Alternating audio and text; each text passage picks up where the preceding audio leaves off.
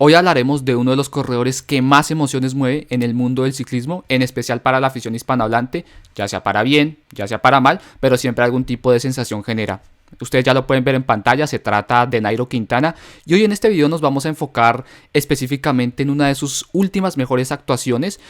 ya cuando ni siquiera portaba los colores del Movistar, sino cuando estaba en representación del equipo para el que corre actualmente, el Arkea Samsic. Y es cierto que aunque Quintana no destaca desde hace mucho tiempo, la realidad es que en esos primeros meses con el equipo francés pudo tener unas actuaciones deslumbrantes que dieron esa ilusión de que él a lo mejor podía recuperar esas piernas de antaño y pues realmente al final se vieron truncadas por otro tipo de circunstancias. Para esta actuación en concreto hablamos en una carrera que es una de las primeras del calendario francés. Ahí, por ejemplo, ganó Michael Woods el año pasado. Acuden algunos equipos World Tour y se trata del Tour de los Alpes Marítimos. Pero antes de ir ya con esa exhibición de Quintana, vamos antes a repasar la primera etapa, porque eso ocurrió en la segunda, que pues presentaba un recorrido de media montaña,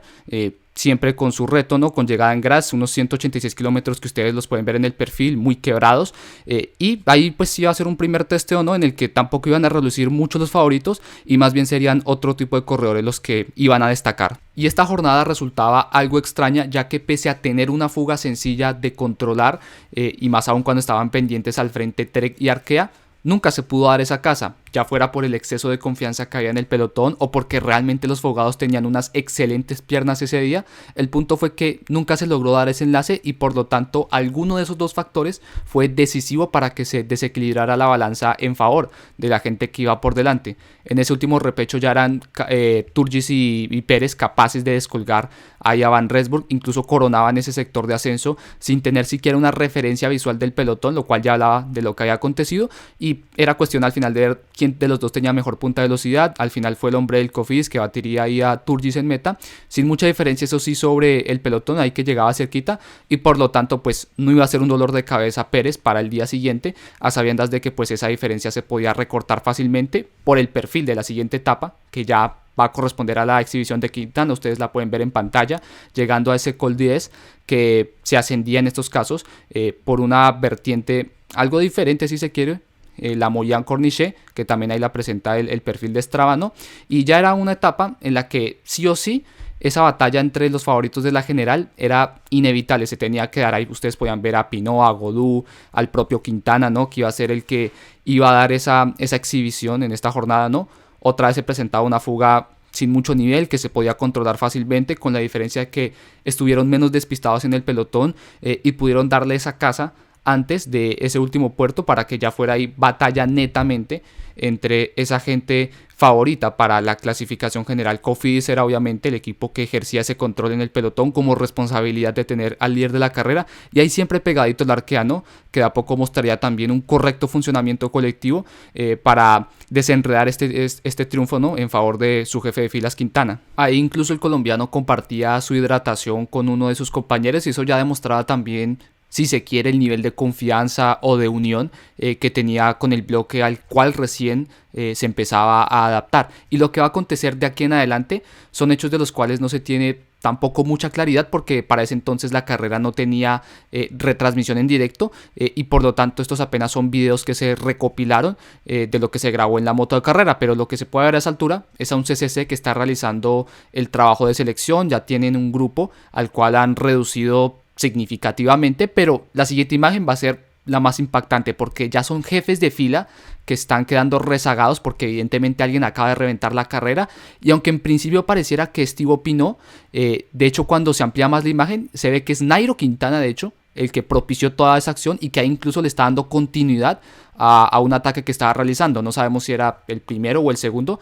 pero el punto es que dejaba, o más bien le sacaba el aire a todos sus adversarios y de ahí en adelante las imágenes solo constan de un corredor que iba súper rápido, en la que era una ascensión que tampoco era la más dura, no tenía una distancia considerable, tampoco unas rampas considerables, pero que demostraba una diferencia notoria a nivel con respecto a la gente a la cual estaba enfrentando. Y acá lo más curioso, que creo que es el detalle más llamativo que se tiene todo esto, es la diferencia con la que al final va a ganar. Es cierto que no se enfrentaba tampoco a los grandes rivales, a un Pogačar, a un Roglič,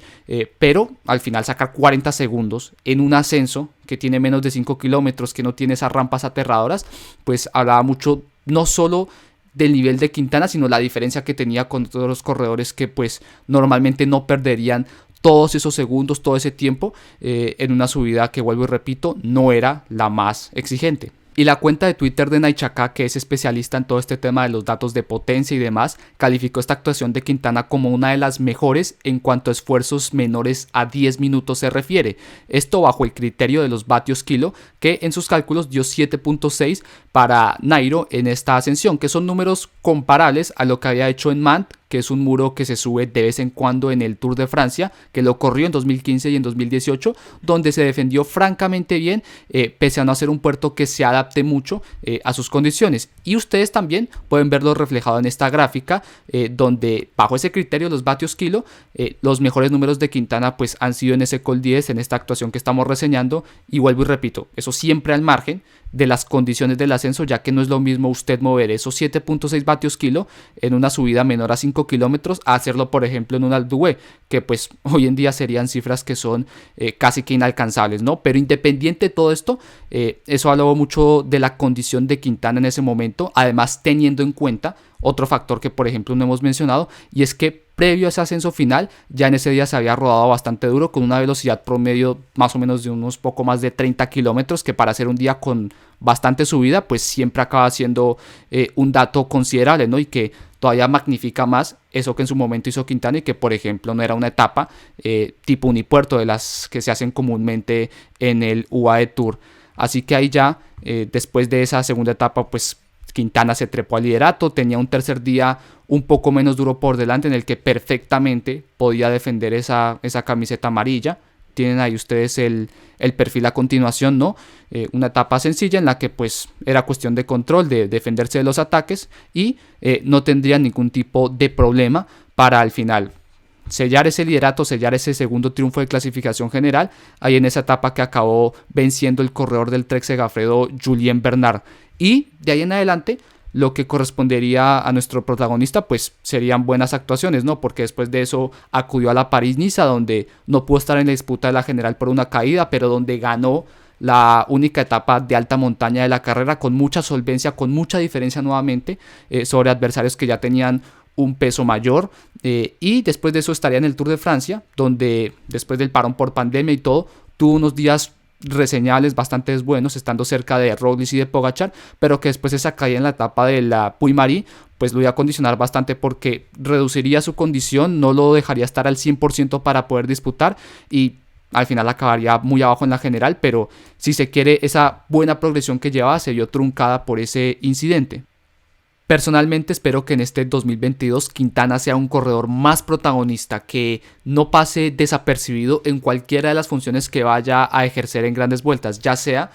como cazador o buscando una clasificación general, que pueda hacerse notar, que pueda tomar protagonismo, que pueda utilizar esas piernas de escalador para dar espectáculo, y de alguna u otra forma que en esta etapa